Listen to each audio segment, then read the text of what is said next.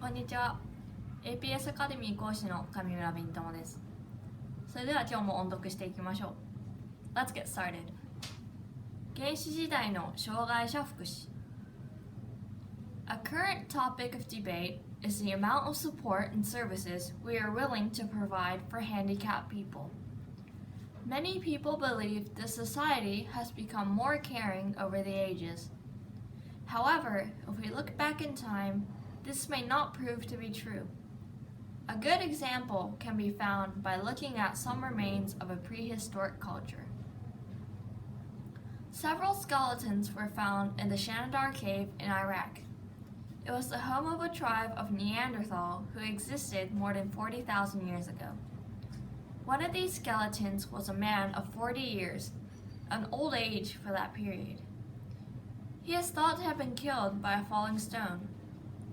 Careful study of the bones has shown that the man's right arm had never fully developed and had been cut off below the elbow.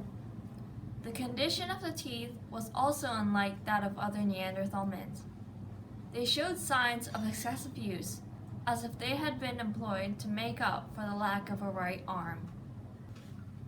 How could someone so handicapped from his earliest years have survived to become an adult, and even live on to old age? Societies in such early times faced severe conditions. People who could hunt for meat were few. A handicapped person must have needed to keep close to the cave and been provided with meat.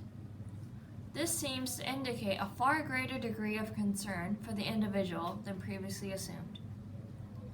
In fact, the level of care shown towards this tribesman is not always seen in present-day societies. Such concern indicates a sense of unity and cooperation that made possible the future achievements of humanity. With this in mind, are we doing enough for the handicapped? Rather than being too proud of efforts that modern society has made, it would be wise to consider if we even equal the efforts of pre-civilized societies.